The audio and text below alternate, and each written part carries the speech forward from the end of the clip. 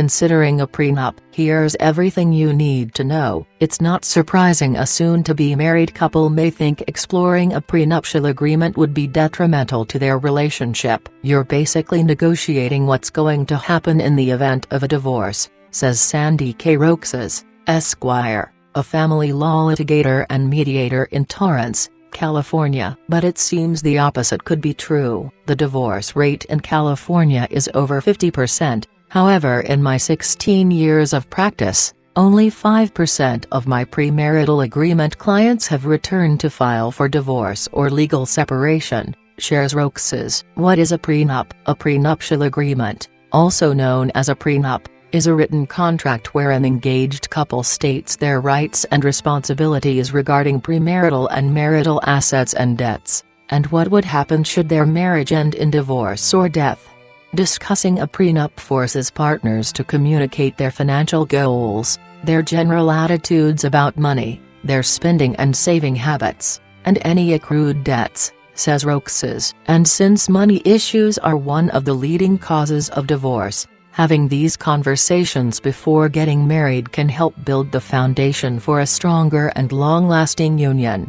At first, my prenuptial agreement felt one-sided. My husband Ted is divorced and has kids from previous marriages, says California-based Dr. Karina von Middendorf, who herself got married for the first time this past November. Putting together our prenup ended up being a months-long process that involved disagreements and back and forth, but, in the end, going through the process was helpful as it clarified what our marriage and financial future would look like. Experts agree a prenup can actually be a wise investment, not only because it outlines a couple's finances, but because it can thwart a costly and contentious divorce if the marriage doesn't work out. Here, we've created a guide to help answer your questions when it comes to navigating a prenup. How much does a prenup cost? It can range anywhere from $1,500 to $10,000, plus more if the estate is incredibly complicated. A simple agreement can be drafted for a flat fee,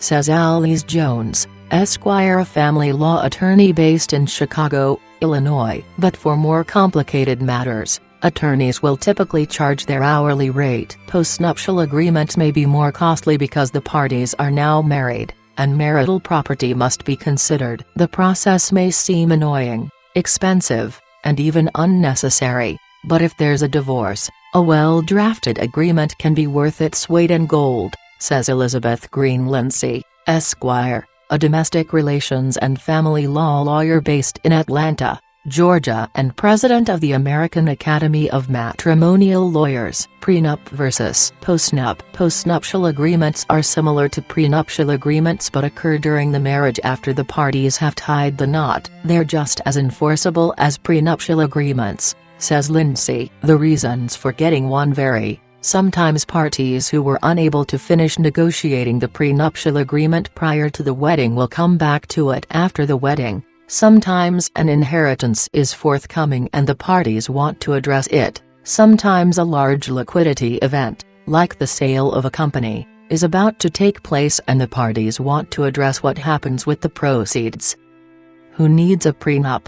There are some justifiable circumstances that may require a prenup, including one or both parties has already been married. Previously married parties, especially those who suffered through an extended and bitter divorce, may not be willing to marry again without knowing what their financial future holds. They're aware of the problems that can occur during the divorce process and don't want a repeat scenario, says Lois Brenner, Esquire, a matrimonial attorney and mediator in New York City. This is especially true if someone feels their ex took advantage of them or got a better deal in a prior divorce. Plus, a previous divorce can affect any future rights and obligations pursuant to a divorce decree or judgment, notes Jones. One or both parties have children. Oftentimes, a party will want to protect the financial interests of children from a previous marriage. The premarital agreement can ensure that assets remain separate property and allow the party to create a living trust or will to provide for their children in the event of death, says Roxas. Having a premarital agreement may prevent a fight over a will if a parent dies. For example, in New York State, you must leave something to your spouse, No matter what you say in your will, a prenuptial agreement can allow a couple to supersede this law, says Brenner. One party is wealthier. Prenuptial agreements often come into play when there's a disparity in wealth between the two parties. A person marrying into money may have a significantly improved lifestyle, which, absent a prenuptial agreement, can create rights for spousal support and property division down the road,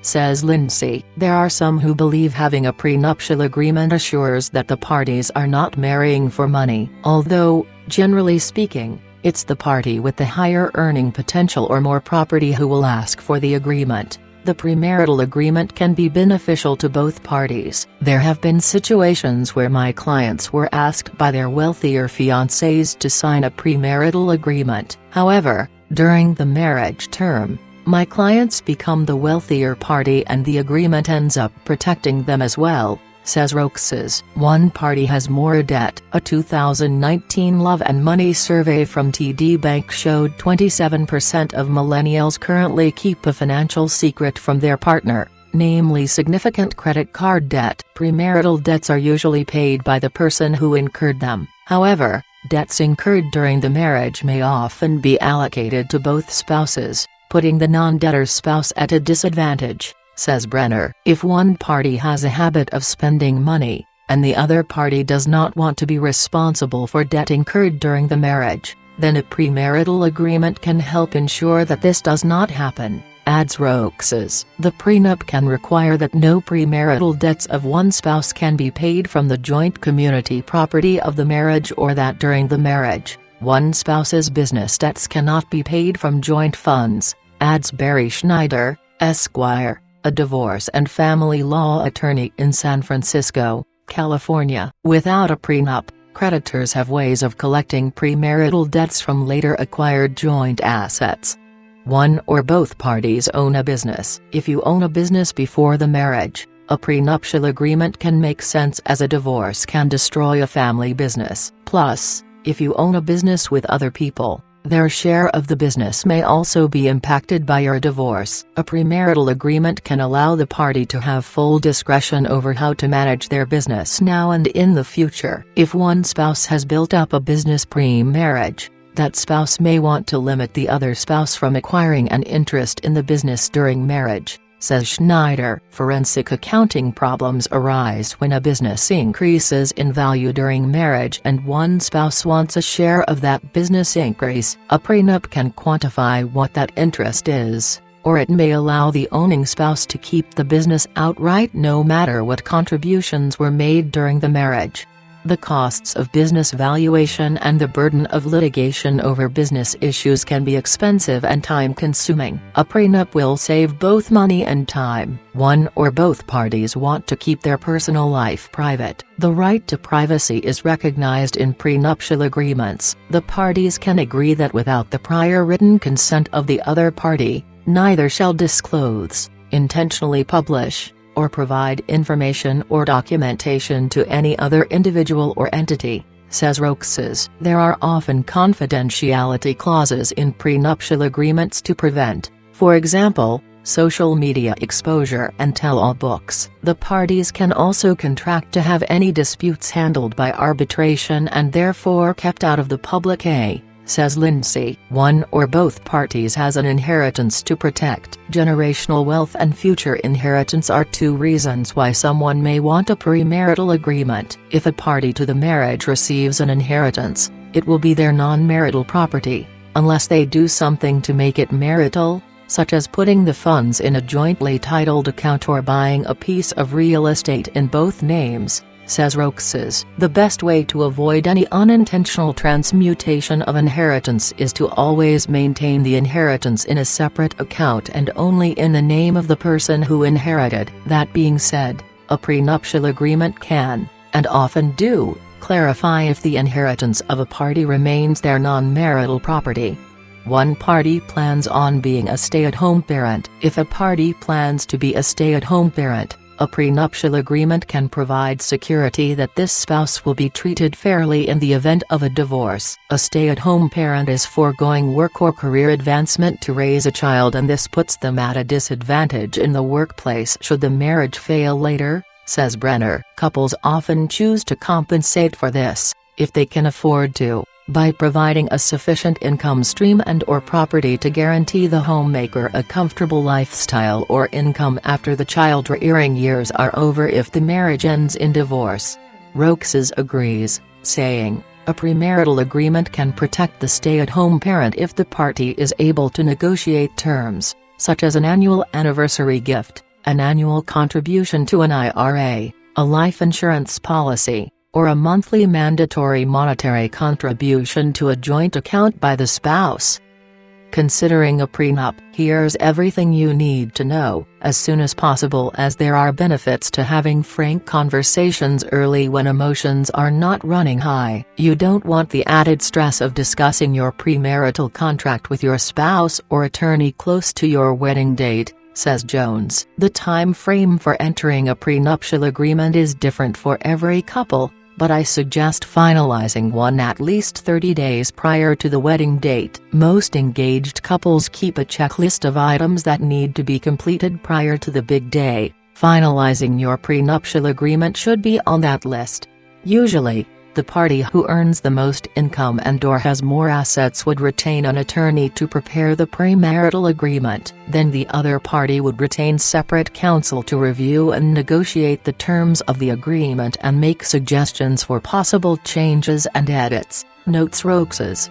The final draft of the prenup must be presented to the party whose attorney has not drafted the agreement at least 7 days before the prenup is signed. Once a draft has been approved by everyone, they and their respective attorneys would execute the agreement, says Schneider. It must be shown the parties had the legal capacity to enter into a contract and that it was not entered into by fraud, duress, or undue influence. What's the best way to initiate the prenup conversation? Many partners are uncomfortable addressing prenups out of fear they will do harm to their relationship or offend their future spouse. However, to have a successful marriage, it's essential couples be able to communicate well, even when it comes to unpleasant topics. If they can have this conversation, and have it in a healthy way, it says a lot about what they'll be able to handle in the future, says Marcia Keimeldorf, Ph.D., a psychologist and the director of clinical services at the Center for Anxiety in New York City. "I advise the person who broaches the topic to make it clear it's only being discussed and created as a precaution,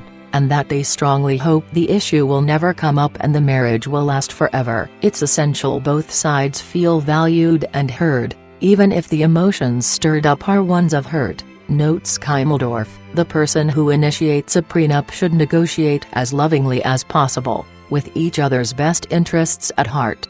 When the conversation does take place, be prepared to listen and try to understand your partner's perspective without interrupting. Ask for what you want clearly, but be open to new ideas and compromises, notes Keimeldorf. It's important to choose a reasonable time and place for these conversations to happen, not while your partner is under a major work deadline or when their family member is sick in the hospital, notes Keimeldorf. By discussing expectations and differences about money before marriage, partners can learn to more effectively understand and support each other throughout the marriage. As importantly, if a discussion regarding finances uncovers a red flag or a hot-button issue, there's value in the couple dealing with it before marrying, because more often than not, an issue that one person lets slide as not that big of a deal can snowball and become a bigger issue over time, says Keimeldorf. Finally, when proposing a prenup,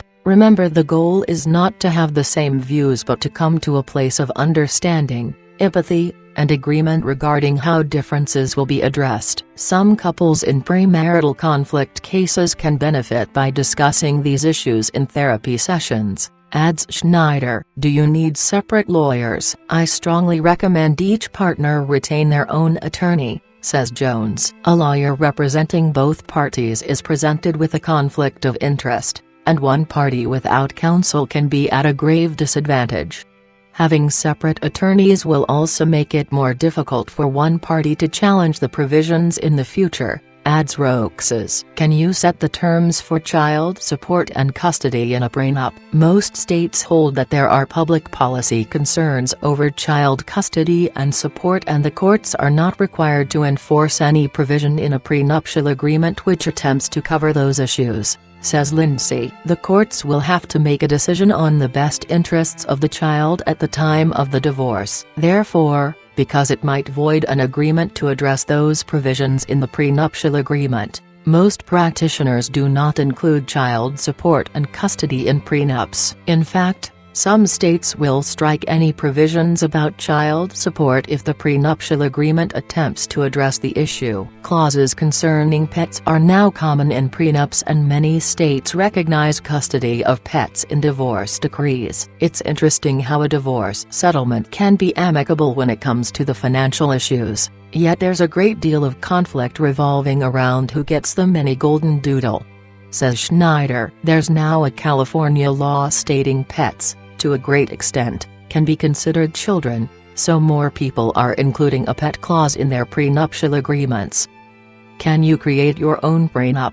Couples may not understand all of the legal ambiguities of an online prenuptial agreement. An online form may be a useful stimulus to start you thinking about options, but if you're going ahead with a prenuptial agreement, you'll want to make sure to can achieve its intended goals, says Lindsay. The enforceability of a prenuptial agreement will depend entirely on whether it meets the criteria of that state's laws. How can you tell if it meets your state's requirements to be enforceable? By hiring a lawyer. It is possible to write your own prenuptial agreement just as you can a do-it-yourself divorce, but there are many subtle and not so subtle details that must be considered that a layperson may not think of or be able to figure out, agrees Brenner. It may not be worth the risk that something will be incorrect or overlooked and come back to haunt you.